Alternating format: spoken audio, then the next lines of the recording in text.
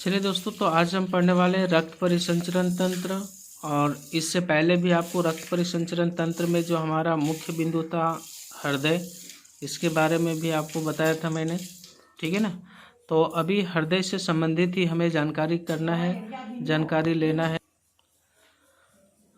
तो हृदय आपको समझाया था। अब यहाँ पर हृदय से संबंधित ही हमें दूसरा टॉपिक भी पढ़ना है, और ये टॉपिक हमारा रक्त परिसंचरण तंत्र, जिसमें हमें दो चीज़ें पढ़ने हैं, एकल रक्त संचरण और दोहरा रक्त संचरण। ठीक है, एकल रक्त संचरण और दोहरा रक्त संचरण।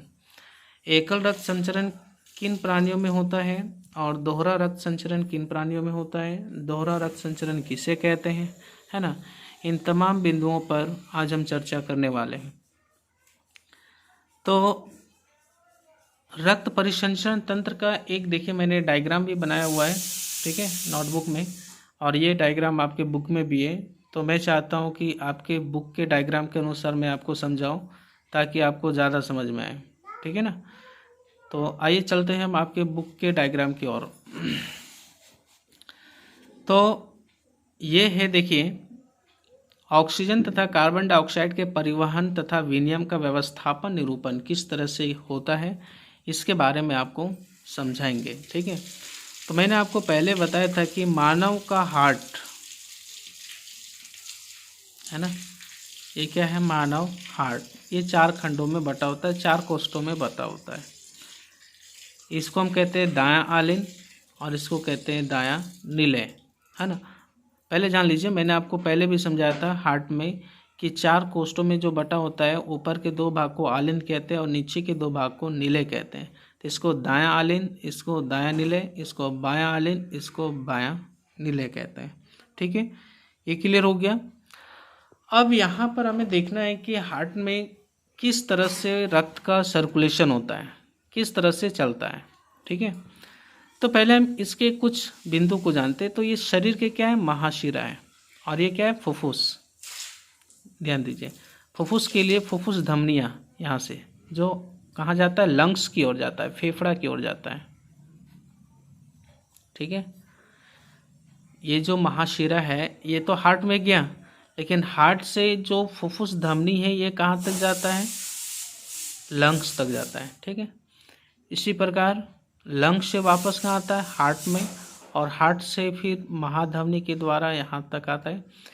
ये है फुफ्फुस के अलावा शरीर के अंगों की कोशिकाएं, शरीर के अंगों की कोशिकाएं। तो आप जानते हैं कि हमारे बॉडी में जितने भी ऑक्सीजन युक्त रक्त हैं, O2, ठीक है, इसको हम कहेंगे ऑक्सीजन युक्त रक्त। उसका उपयोग किसके लिए करते हैं, तो उसका उपयोग आप जानते हैं कि भोजन के अणुओं को तोड़ने के लिए, यानी ग्लूकोज को तोड़ने के लिए कोशिकाएं ऑक्सीजन का उपयोग करती हैं और उससे ऊर्जा प्राप्त करती हैं, ठीक है।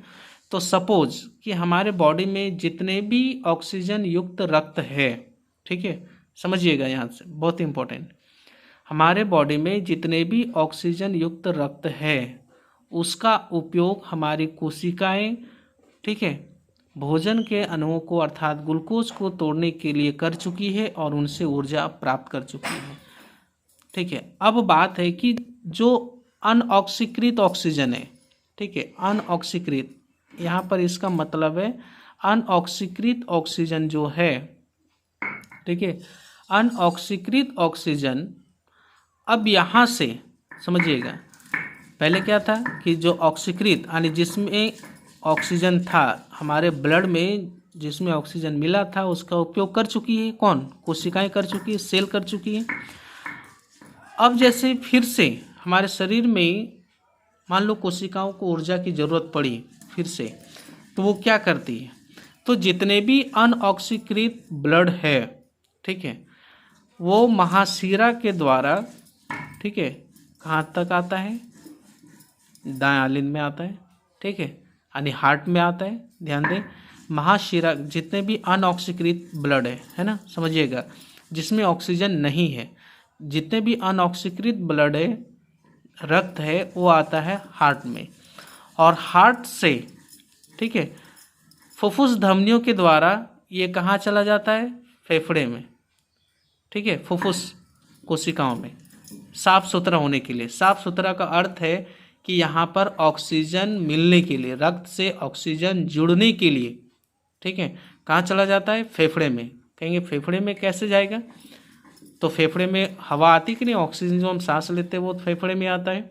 तो फेफड़े की कोशिकाओं द्वारा, फुफ्फुस द्वारा ये जो ब्लड है उसमें ऑक्सीजन मिल गई। समझिएगा ध्यान से।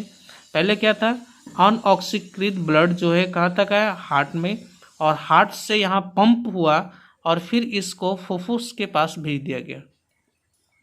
फुफ्फुस धमनियों के द्वारा कहाँ भेज दिया गया? फुफ्फुस में। फुफ्फुस में ऑक्सीजन इनसे जुड़ गया, किन से? रक्त से। अब रक्त में ऑक्सीजन जुड़ने के बाद ये रक्त वापस आता है हार्ट में। देखिएगा, वापस जो ऑक्सीकृत ब्लड है, यहाँ पर ऑक्सीजन मिल गया इसको, ठीक है, ऑक्सीजन रक्त से जुड़ गया और ये आ गया हार्ट में, और हार्ट वापस इसको पंप करता है और ये महाधमनी के द्वारा वापस शरीर के विभिन्न हिस्सों में चला जाता है और विभिन्न हिस्सों में कोशिकाएं उसका उपयोग कर लेती है। यहाँ पर देखिएगा कि दो बार, एक बार हृदय में आया, फिर यहाँ से बाहर गया और बाहर से वापस हृदय में आता है। ऐसा नहीं कि वहाँ पर गया, फुफ्फुस तक गया और वहाँ से ही हमारा रक्त का शरीर में हर भागों तक पहुँच जाता है, ऐसा नहीं है। वहाँ से वापस हार्ट में आया, है ना। तो यहाँ पर आपने देखा कि एक बार ब्लड हार्ट में आया और वापस फुफ्फुस तक गया और वापस हार्ट में आया और फिर यहाँ से